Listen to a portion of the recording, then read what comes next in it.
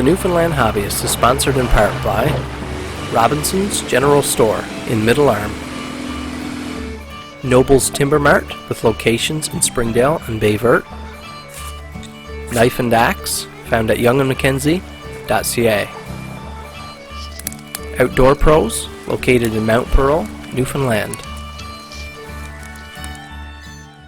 Welcome back to my workshop and to Season 2 of the Newfoundland Hobbyist. I hope you've been having a great summer. I sure have, and I'm so excited for what we have planned this season. You're going to want to stay tuned because we have some big plans, some real exciting things, and I think you guys are going to love it. I hope all of you have been pouring yourselves into your crafts and your hobbies. I've been doing my best to learn every new thing I can, and I know you guys have been doing the same. Just pick something and invest into it. You'll never regret the time spent learning a new skill, a new craft, whether that could be knitting and sewing, any type of seamstress work, or it could be out in the field hunting or bushcrafting, could be in the workshop here, woodworking, or whatever you want to do.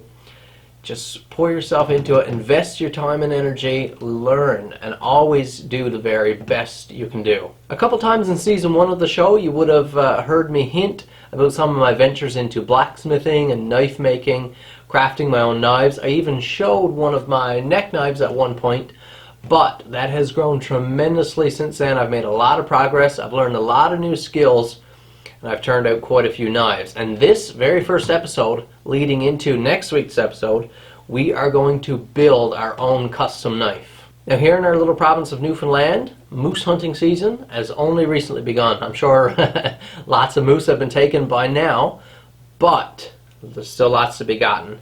What we're going to be building is our custom hunting knife, and we're going to pour everything into this knife and build something that I think is going to be fantastic. So without wasting any more time, let me show you what I have drawn up here. So what we have right here is some 01 tool steel. This is 1/8 inch thick by 1.5 inches wide, 36 inches long. I get this come down from Nova Scotia. Metals R Us if you want to check into it. But this is a beautiful steel. What a lot of people don't know is that you can't just use any type of steel for something like knives. There are different types of scrap steel you can get that do have high enough carbon content that you can quench and make hard, but you can't just take a standard mild steel or what you'd call a welding steel and build a knife out of it. You can cut one out, carve one out, but you'll never be able to heat treat it to hold enough of an edge because there just isn't enough of the right components in the steel to make it suitable for that. 01 here will harden very well. It's an oil hardening steel, which means we're going to quench it in oil, and you can turn out a really great product with this material. It's not real cheap, but it's what you need. Now here's what I have drawn out so far. This I've been working on for a little bit here in the shop, drawing out the right components that I think would make a fantastic big game knife. Of course, everyone has different preferences. This might have a few things that you think are not ideal, but I think this will make a great piece, and we're going to get started right now. I'm using a Milwaukee Portaband here for cutout. It's a portable bandsaw, and I'll use this to just rough remove all the stock. The type of knife we're building is called a stock removal knife, so that means you start with like a plate steel or whatever gauge steel you want, and you cut away the material you don't want to build a knife. So we're not actually pounding on an anvil with a maul or anything like that. A stock removal knife goes like you're about to see right now.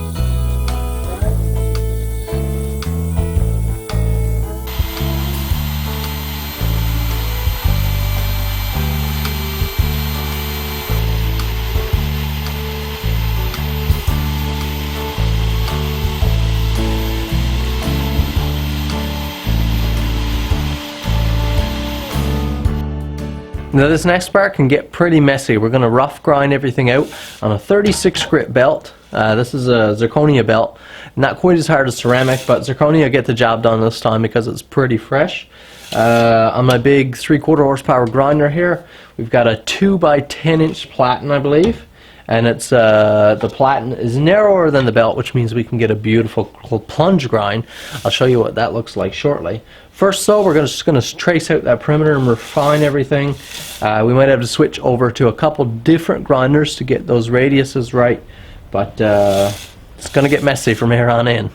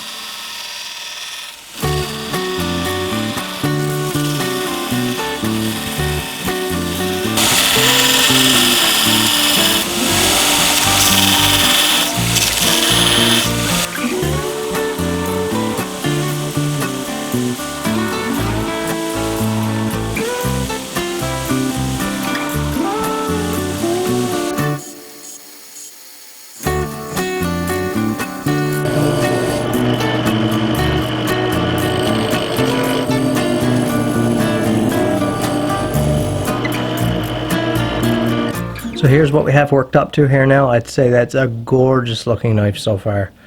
Take the time when you're drawing out a blade like this, and don't be afraid to make lots of changes and to erase it and start over, and to erase little parts and redraw the handle, and so that when you get to this stage and you've put in some time, some grunt work, you end up with something you're really happy with. And I'm really happy with this so far. The next step here now is probably the most difficult step, most technical, the hardest part, and it's definitely the hardest part for me to get right, is grinding in these bevels. Super tricky. You can really spoil things really quickly, and it's just a lot of messy work. So there's a couple reasons this is so tricky. One, just what you're doing. You have to put an angled bevel on a piece of steel. And when you're dealing with a piece of steel this deep, that means you're removing quite an amount of steel. So it's a bit of a labor-intensive task anyways, because there's no way to cut that. You can only grind it. Secondly, I don't use any type of bevel jigs, anything like that. I don't think it's cheating or anything. It's just I wanted to learn the actual hand skill of holding and hand grinding a bevel. So that means I need to be super steady. You need to start off a plunge grind right here, which I'll show you shortly, and then you've got to rough in those bevels. We're going to start again with the 36 grit here, but then we'll work up a few different grits later so we get a nice refined look. But this is definitely intimidating. I think I'm going to go with a real high flat grind. Not full flat grind, but quite high. That seems, in my opinion, to perform best. Let's hope we get it right.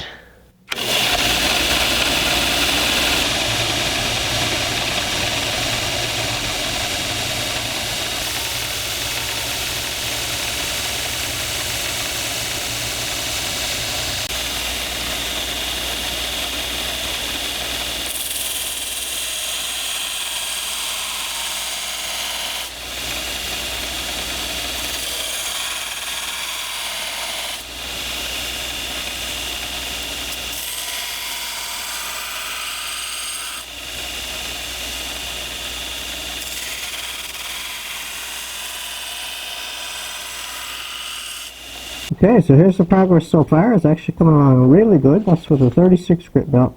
Notice this fuzzy upper line here. As we increase in belt grit, that'll get better and better.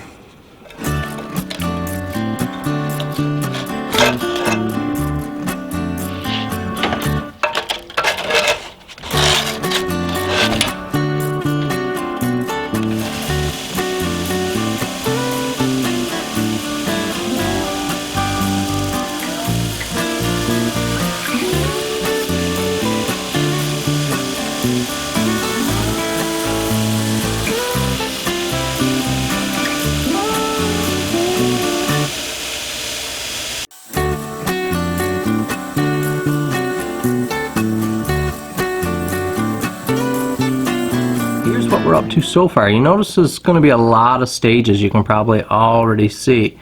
So first we started out with that 1/8 inch 01 steel, just a beautiful plate, and then we have to actually do the design work, the creative part. Right now it's just all the tradesman type work. We're just crafting what we engineered in our minds. So the drawing up part is definitely tricky. And then you've got to cut it out, and then you've got to clean and refine this shape around here. What exactly do you want? What kind of contours? Then you get to grind your bevels, which is the trickiest part. Okay, and here we have it now up to 220 grit. You notice our lines are a lot nicer here now. Now we're gonna have to go back over it with 220 grit again, because once these come out of the forge from heat treating, this whole knife is gonna be black from the heating and then the oil quench. This thing is gonna be a mess. So we're gonna have to do those bevels again. Right now, we're gonna stamp in our own markings, because we don't want people to not know it's our work.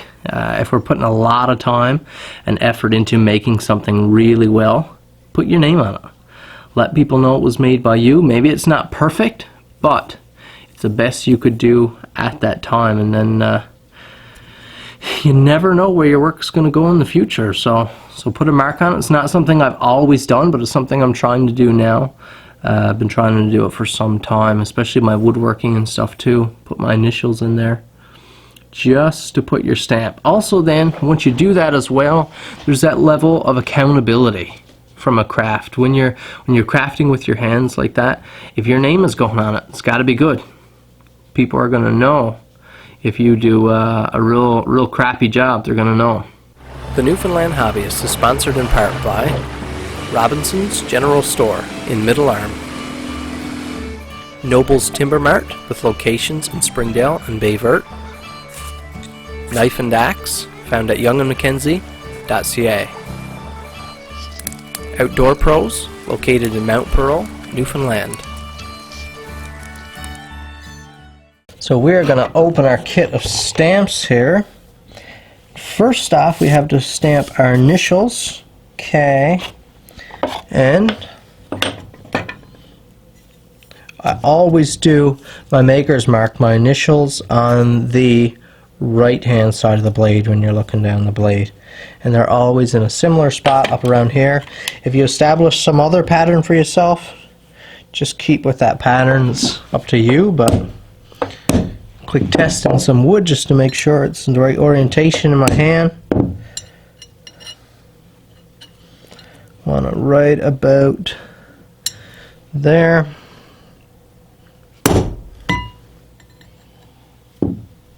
Not quite deep enough. I'll set it back in and drive it home again.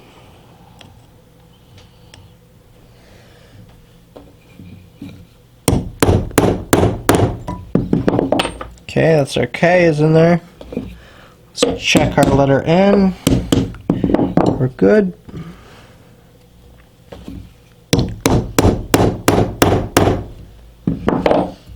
And there we have it.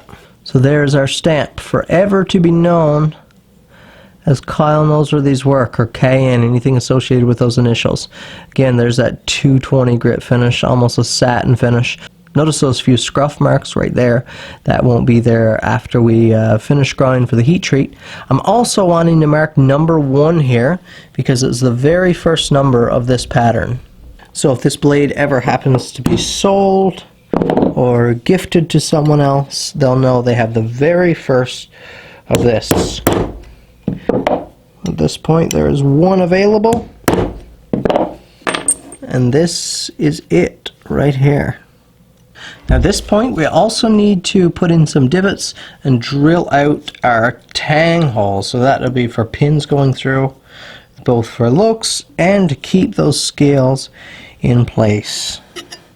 I don't use any jigs for this. I don't measure. I just use the ability of my eye and my judgment.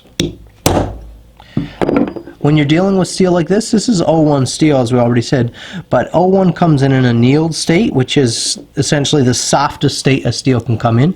You can change the hardness of a steel through different treatments, and this comes in an annealed state. So it's the very softest that it could be. And because of that, you want to take advantage of that when you're working. So put your divots in first before heat treat, drill holes before your heat treat, do all your bevel grinding as much as you can before heat treat, because once we harden it, it's going to be really hard. It's going to be tough to work. I'm going to do something different with this one.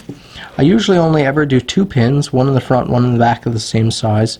This time I'm going to try something a little more creative. I'm going to do a single pin here, 3/16 pin, then I'm going to do a smaller 2 pins here, and I'm going to do it on a diagonal, so one in the high top corner and forward and down.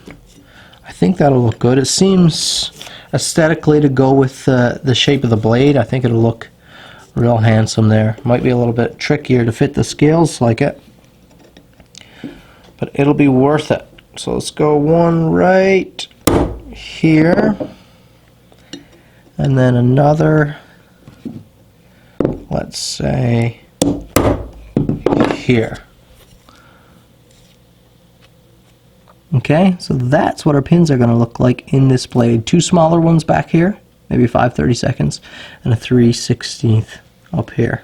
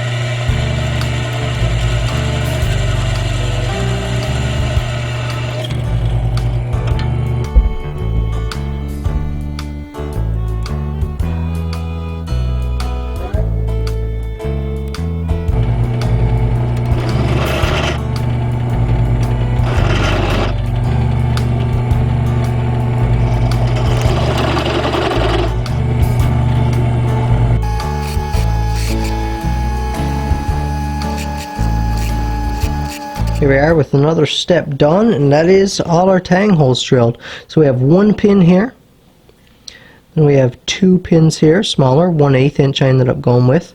And then if you're wondering what these 3 random holes are here, they are just holes for extra epoxy to bite, so epoxy to get right through the tang, which will just add some more strength to the whole handle setup here when we put on those scales. Just to give you an idea of what it looks like in hand here now. Here's the size. So I cut a little bit of thickness out of, or a little bit of depth out of the blade here, so it didn't really extend down past my fingers. Something else I've done to combat that hooking in the flesh is made this a nice round. I could have made this, and aesthetically I like this to be a little more of a 90 degrees up in here, so we run a straight line, but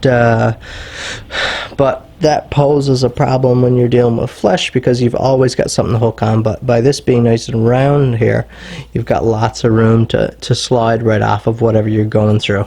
The next step is heat treat. So here's our little heat treat forge setup. We're running a propane forge right now. I started out with coal, and I used that for about half a year, and just too expensive to keep going and too high maintenance when you're actually running the forge. It's a lot of work because you're always babying that fire just like you would in the wood stove in your house, whereas propane, you can just flip the nozzle, fire it up, turn it down, have it running exactly like you want, and it's super clean. You're not dealing with ashes and everything all the time. It's just a big improvement and actually huge savings. This forge, even though it burns super hot, doesn't use a lot of propane.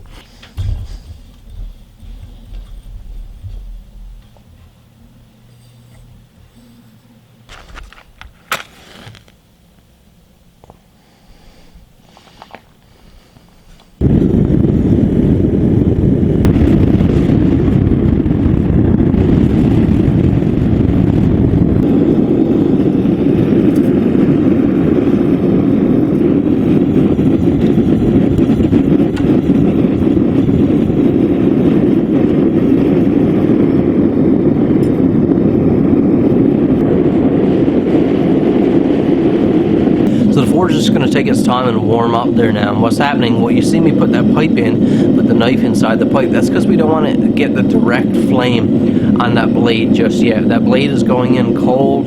It's probably about 12, 14 degrees here today, so we don't want to put that blade right in under that direct flame. It's just a lot of stress at once. By putting it inside the pipe, allows us to bring that temperature up very slowly. Then when we get almost up there, we can take it out, and then it's fine to put under direct flame.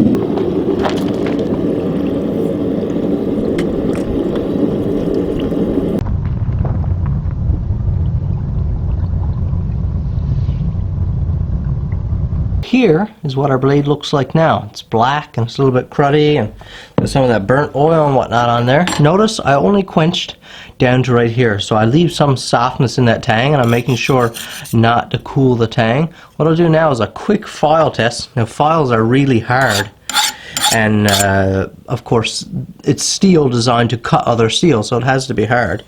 So if heat treat went right, and this file should skate this steel. This steel should now be as hard or harder than the file, and it certainly is.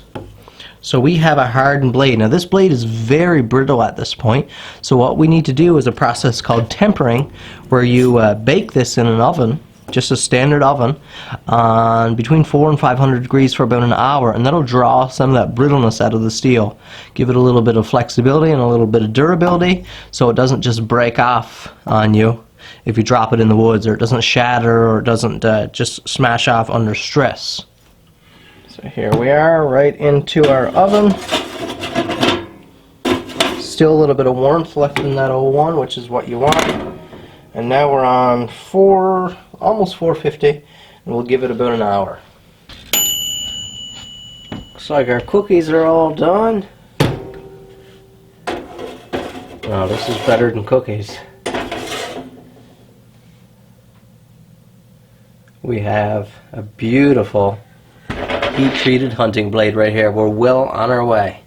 I think the first episode of the season deserves something a little more special, and I have decided to completely hand sand this knife. I'm going to bring it up to a polish. I haven't attempted a real mirror polish on a knife before, but if I'm going to try it on one, I think this is the one to do it.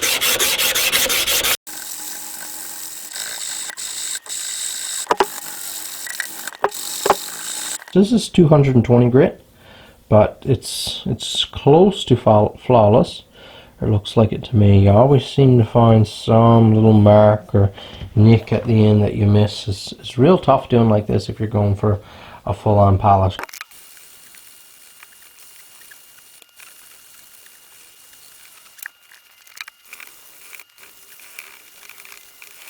It's a 400 grit here now. It's getting slick enough that you can start to see smudges and things like that when you touch the blade, which you couldn't see before.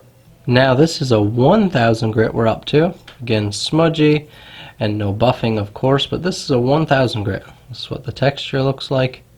Now here we have a 2000 grit and some dirty hands and sore fingers, but a beautiful 2000 grit nevertheless. Now what this needs is a buffing on the felt wheel on my bench grinder, and that will get out these scratch marks and the smudges and give us an actual mirror polish. You can see it's pretty nice there now. That is just a beautiful finish. You can tell this blade is really going to be something, but let's give it a quick polish and let's see how it turns out.